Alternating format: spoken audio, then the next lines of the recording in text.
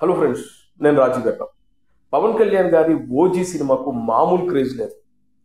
ఇప్పటికే ఈ సినిమాకి సంబంధించినటువంటి టికెట్లు హాట్ కేకులు అమ్ముడుపోతున్నాయి. ముఖ్యంగా అమెరికాలో అంటే ఓవర్సీస్లో ఇప్పటికే 50,000 పైచిలకు టికెట్లు అమ్ముడుపోయాయి. ఈ ఓజీ సినిమా నార్త్ అమెరికాలోనే దాదాపు 45,000 పైచిలకు టికెట్లు అమ్ముడుపోయాయి. దాదాపు 12 కోట్ల గ్రాస్ కలెక్షన్స్ వసూలు చేసిందంటే మీరు అర్థం చేసుకోండి, ఓజీ క్రేజ్ మామూలుగా లేదు. అదేవిధంగా ఈ సినిమాకి సంబంధించినటువంటి డిస్ట్రిబ్యూషన్ రైట్స్ కూడా చాలా భారీగా అమ్ముడుపోయాయి. పవన్ కళ్యాణ్ గారి గత సినిమాలకు ఎప్పుడు లేని విధంగా ఈ సినిమాకి ఓటీటీ రైట్స్, అదేవిధంగా డిస్ట్రిబ్యూషన్ రైట్స్ భారీ ఎత్తున అమ్ముడుపోవడం అనేది ఇది ఒక పెద్ద హాట్ టాపిక్.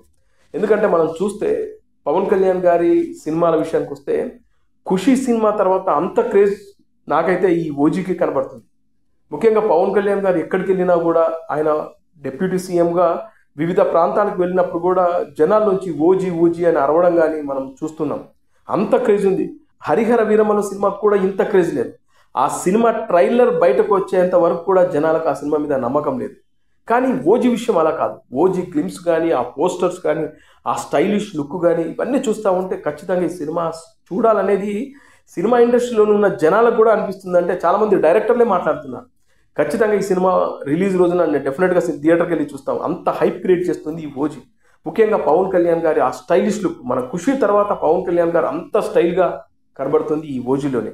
ముఖ్యంగా మాఫియా బ్యాక్డ్రాప్, అదేవిధంగా సుజిత్ పవన్ కళ్యాణ్ గారి ఫ్యాన్, ఆయన తీసినటువంటి సాహో కానీ, అదేవిధంగా రన్ రాజా రన్ కానీ ఎంత స్టైలిష్గా ఉంటాయో సుజిత్ ఈ సినిమాను కూడా అంతకన్నా మించి స్టైలిష్గా తీశాడు అనేది మన క్లిమ్స్ కానీ ఆ పోస్టర్స్ చూస్తే మనకు అర్థమవుతుంది.